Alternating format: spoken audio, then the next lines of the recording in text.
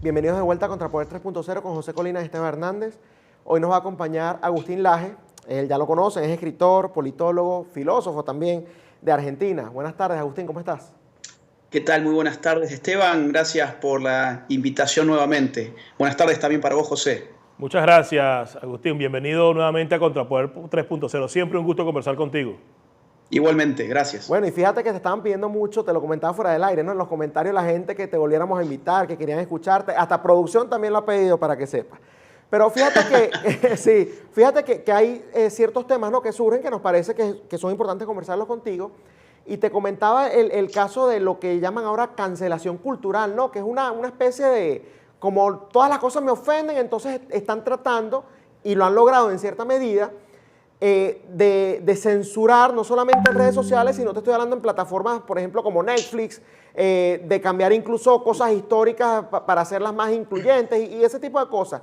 ¿Qué lectura tú le das a este tipo de comportamiento? Y si tú piensas además que es la mayoría de la gente la que piensa así o sencillamente una minoría muy ruidosa. Bueno, yo empezaría por esto último que vos estás diciendo, ¿no? Es decir, la gran pregunta es, detrás de esta censura, porque no es más que censura, ¿hay en verdad una expresión popular real? ¿Hay realmente, digamos, una mayoría que, bueno, denigra, por ejemplo, vamos a decir, un contenido pedófilo, entonces decide no consumir una apología a la pedofilia? Bueno, muy bien, entonces la inmensa mayoría, digamos, le da la espalda a ese tipo de discurso. Bueno, muy bien. Pero esto no es la cultura de la cancelación. La cultura de la cancelación no depende de las mayorías, sino que depende de aquellos que tengan poder mediático.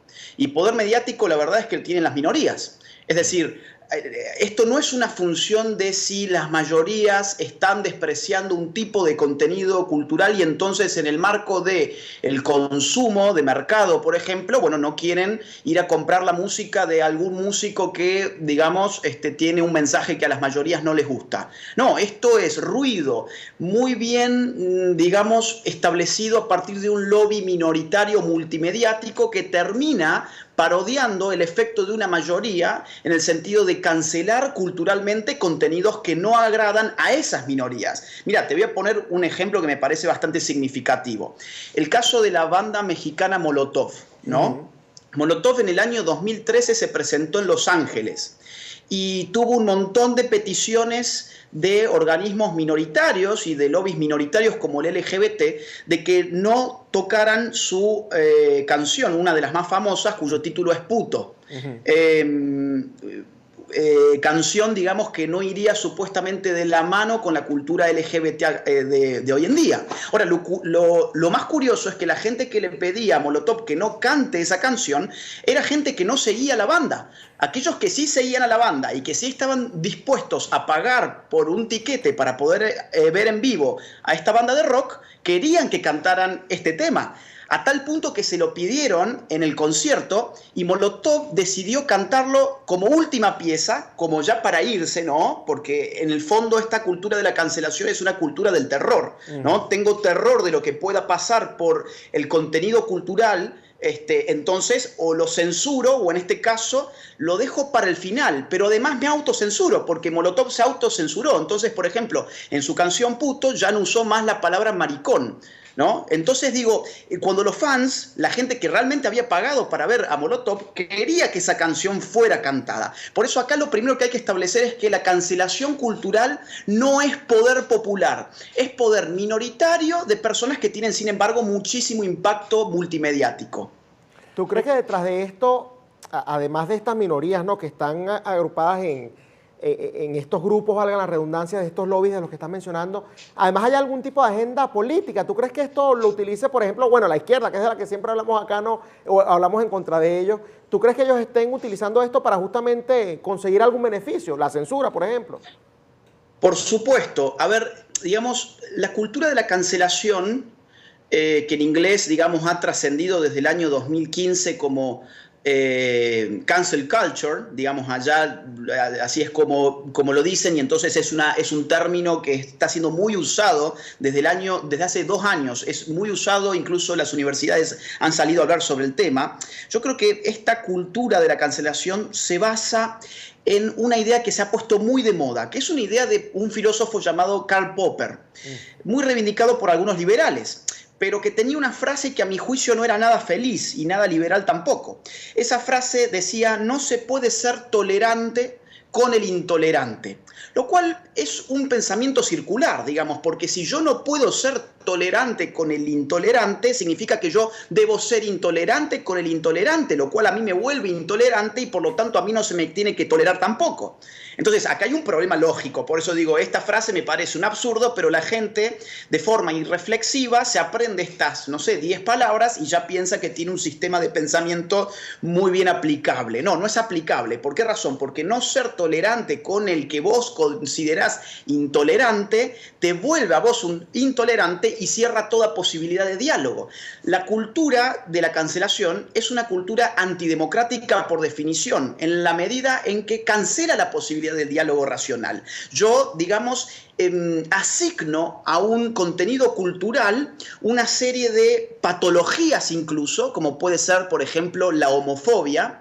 Incluso, digamos, han habido muchas figuras del mundo de Hollywood que han perdido contratos, que han sido expulsados de series por algún tuit que se le ha encontrado, por ejemplo, de hace, no sé, 4, 5 o 8 años, porque también la cultura de la cancelación, fíjate vos, es retroactiva. Sí. Entonces, digamos, va a escarbar tu pasado, va a ver qué dijiste hace 10 años, y entonces por eso digo, genera un terror cultural, es terrorista y es antidemocrática. Ahora, lo que tiene esta agenda de inteligente es que se apaña en palabras que nos suenan a todo lo contrario de lo que realmente es. Es una cultura autoritaria que se apaña en palabras muy lindas como tolerancia, pluralismo, apertura mental, empatía, diversidad, ¿no? Ahora, bajo esa cáscara hay un vacío, digamos, hay un vacío que es que todo lo que no responda a lo que ellos determinen que es empático, diverso,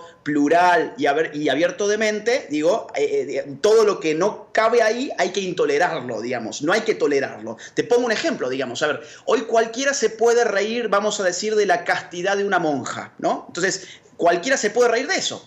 Ahora, hoy sería casi un pecado mortal, digamos, quien se ría de un poliamoroso que cambia de pareja todos los días. Eso sería algo anticuado, algo homofóbico, o vamos a ponerlo en otros términos. Hoy sería inviable, a ver, hoy sí se puede escribir en las calles, por ejemplo, muerte al macho, como el feminismo hace, y nadie se escandaliza, no hay ninguna cultura de la cancelación ahí. Ahora, es impensable que alguien vaya a querer siquiera poner, por ejemplo, muerte a la hembra. Entonces, fíjate vos cómo no es cierto que todos los contenidos deban ser tolerados o, digamos, intolerados en función de su intolerancia. Hay contenidos intolerantes que sin embargo deben ser tolerados, como estos que te estoy, digamos, dando ahora como ejemplo. Yo he estado viendo algunos casos de la cultura de la cancelación antes de esta nota y he encontrado casos que la verdad, por ejemplo, el de Kanye West, un tipo digamos, raza negra que ha hecho unas bromas con el tema de la esclavitud. Bueno, el tipo fue totalmente excluido del mundo en el cual él se movía, el mundo de las estrellas y todo esto porque, bueno, justamente con ese tema no se podía hacer una broma.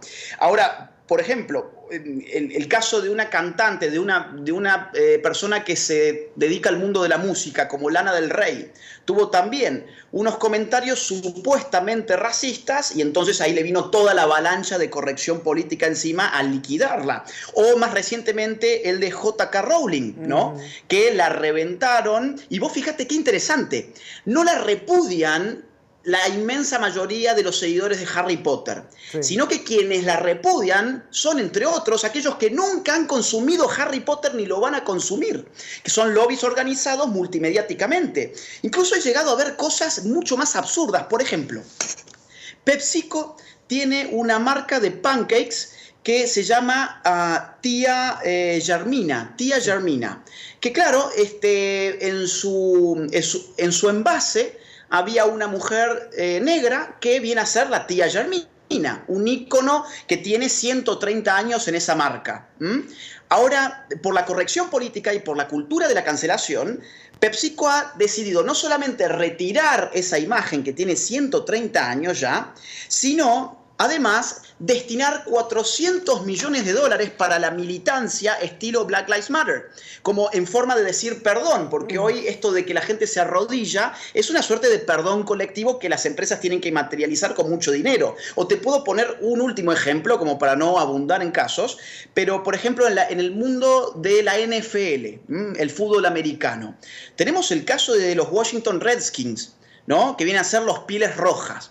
Claro, ahora esto ya no, digamos, llamarte piel roja es una apropiación cultural que debe ser cancelada culturalmente, porque en ese equipo no juegan, digamos, las tribus americanas, al fútbol americano. No está ahí el cacique de la tribu jugando. Entonces eso se considera una apropiación cultural y por lo tanto es violenta. Entonces, un equipo que lleva más de 90 años en la NFL, ahora, de un día para otro, digamos, se tiene que ver con la presión para modificar el nombre del equipo. Y estos tipos, como no sabían muy bien qué hacer, fueron a visitar a 26 tribus indígenas e incluso armaron una fundación para apoyar a los indígenas, y ni aún así, aquellos que no son indígenas son aquellos que no les quieren permitir que el nombre continúe como nombre de un equipo. Hay medios de comunicación, por ejemplo, que no están nombrando al equipo, no están refiriéndose a los Washington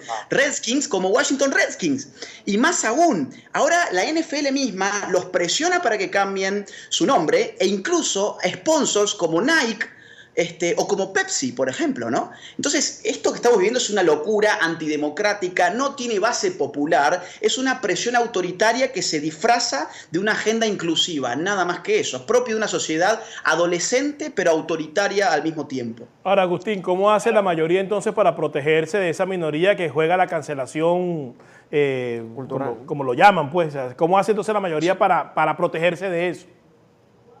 Bueno, acá hay un problema, que es que hay un concepto que es el de la mayoría silenciosa, que es bastante preciso, ¿no? El problema de las mayorías es que se vuelve absolutamente nada en la medida en que no habla. La opinión pública no es una cuestión de cantidades, es una cuestión de fuerzas relativas, es una cuestión de volumen de voz. Es decir, cuando uno escruta la opinión pública, no tiene la posibilidad de escuchar todas las voces. Pero si hay un grupo inmenso de la sociedad que ni siquiera tiene la intención de hacer escuchar su voz, entonces esa voz no va a ser parte de la opinión pública, a pesar de que esa voz pública podría ser la mayoritaria en la sociedad. Yo creo que acá hay una, digamos, hay mucha comodidad de esa mayoría silenciosa que ve cómo le están cancelando la cultura, le están cancelando la historia, porque fíjate, vos creo que lo has dicho recién, Esteban, y creo que es un punto muy importante, es decir, la cancelación cultural no solamente va al mundo de la música, de los deportes, de las series y de la televisión y del cine, va también incluso al caso de la historia. Sí. Ahora, la historia por definición es algo que no se puede modificar, porque el pasado no se puede modificar. Ahora, sí puedo modificar el relato que una sociedad tiene sobre su pasado y borrar ese pasado. Digo, esto de tirar por la borda, digamos, y hacer añicos las estatuas de los próceres, es algo muy propio también de la cultura de la cancelación, que incluso quieren borrar la propia historia occidental.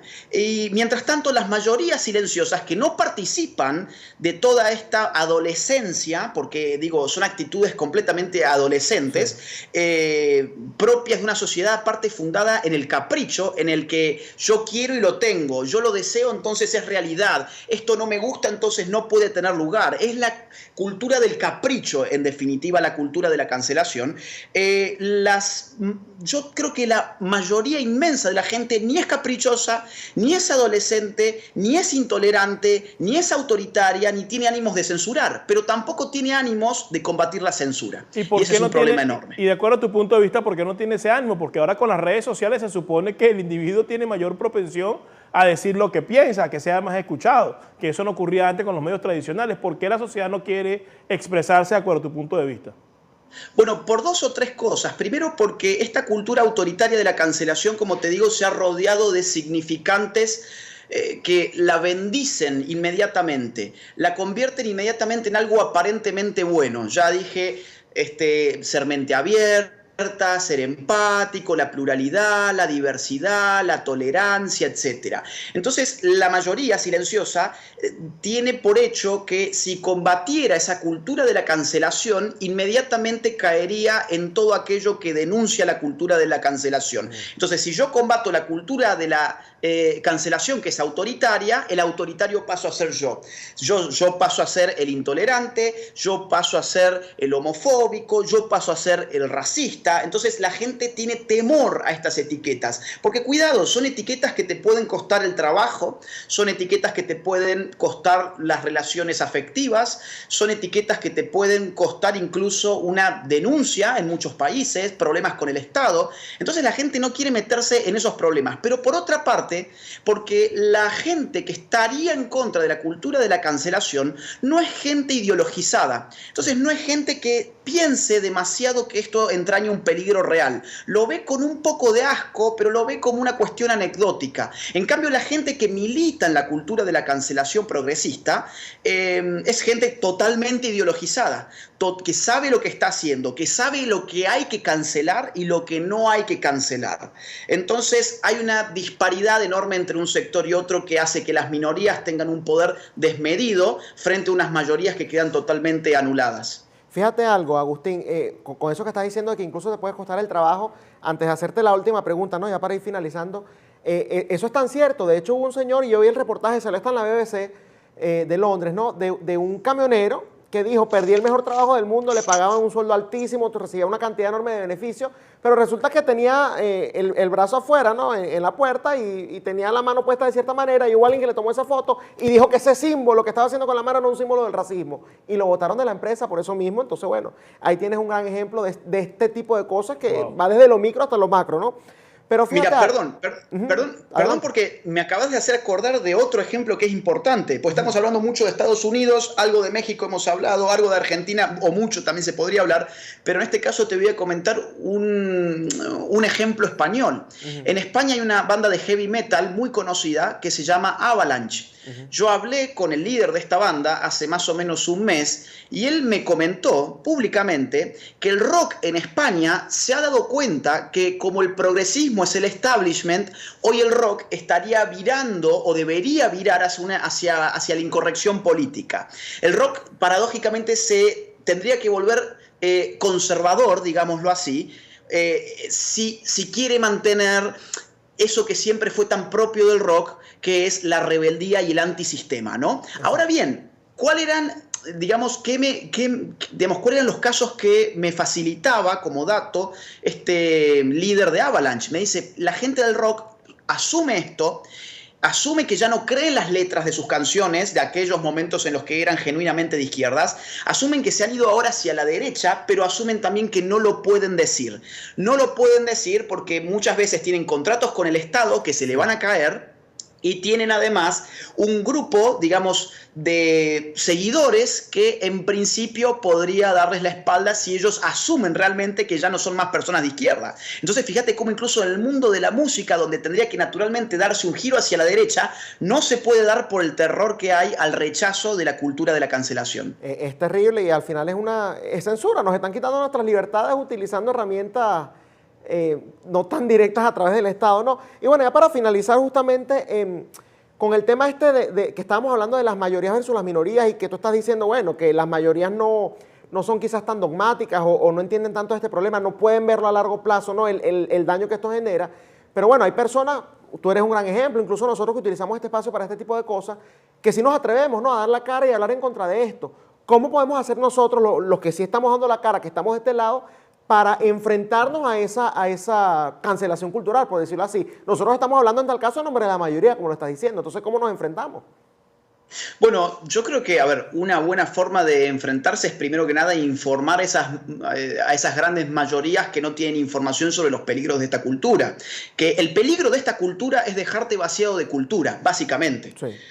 El peligro supremo de la cultura de la cancelación, que viene incluso después de la falta de libertad, del autoritarismo, el desprecio por la democracia, la el punto de llegada de la cultura de la cancelación es la no cultura, es reventar todos los contenidos culturales para hacerlos acorde a lo que según una minoría debiera ser la cultura. Pero la cultura por definición es algo que se comparte y hay minorías que está bien, comparten subculturas, pero las mayorías no comparten esas culturas. Por ejemplo, ya dije el caso de Washington Redskins, ¿no? O sea, las mayorías están de acuerdo de que Redskins se siga llamando Redskin. Entonces, claro, cuando vos te tenés que someter a la cultura de una minoría cuyos valores no representan los tuyos, ¿qué pasa con vos? Te quedás totalmente vaciado de valores, te quedás vaciado de lo que sos, ¿no? Ahora, ¿cómo se puede hacer entonces para llamar la atención de esta gente? Yo diría, acá habría que llamar primero que nada la atención de los jóvenes.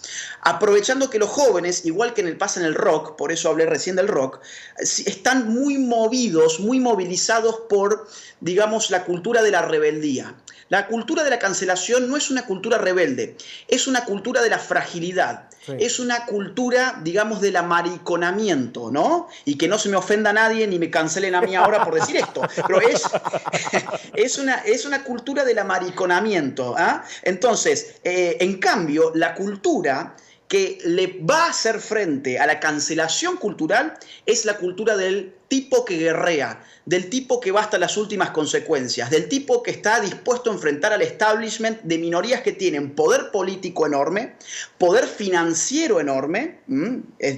Ya he dicho, Nike está haciendo todo su lobby, Pepsi está haciendo todo su lobby, toda esta gente está haciendo mucho lobby y con mucho dinero, y que tiene obviamente su poder multimediático. Entonces, en la medida en que los jóvenes se den cuenta que tienen que elegir o la cultura de la fragilidad, del todo me ofende y yo soy víctima de todo y todo me hace daño. Vos fijate, parte de la cultura de la cancelación, perdón que extienda un poco, pero me van cayendo algunos datos que los voy uniendo, claro, son los safe spaces, los espacios seguros de las universidades en Estados Unidos. Ay no, el profesor dijo algo que me puede herir y entonces puedo verme tan condicionado en el futuro de mi vida porque yo no coincido con el profesor, que entonces necesito un espacio seguro para ir a acariciar un peluche y reconstituirme psicológicamente después de este daño tan enorme que me causó una persona por decir algo con lo cual yo no coincido. Pero pedazo de imbécil, si no coincidís con eso, decilo y argumentá. Así de simple.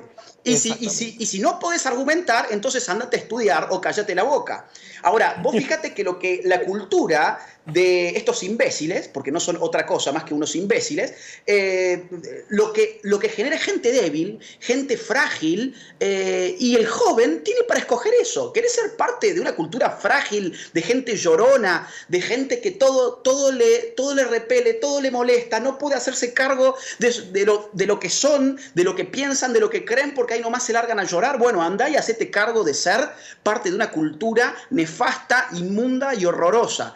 Ahora, ¿querés estar de este otro lado? Bueno, entonces te invito, digamos, a que te rebeles contra todo esto. Y yo creo que los que estamos en contra de la cultura de la cancelación, o más genéricamente hablando del progresismo políticamente correcto, lo que tenemos que hacer es invitar a una sana revolución.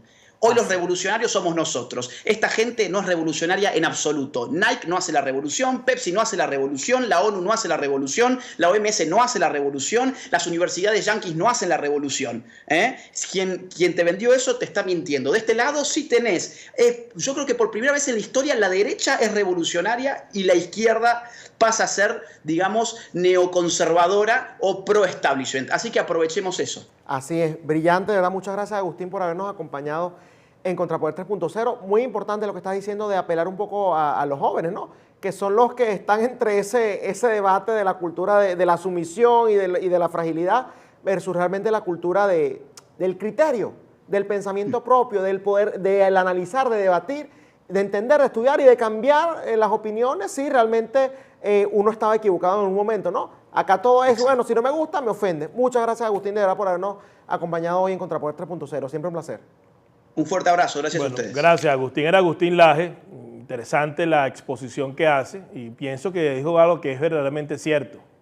La derecha ahora es la revolucionaria. Entonces hay que hacer eco y echar mano de eso, de esa revolución. Me hubiese gustado preguntarle, pero sí es un poco extenso, sí, sobre la debilidad de los jóvenes. Porque sí, los jóvenes son rebeldes, pero los de ahora son extremadamente débiles y en todos los sentidos.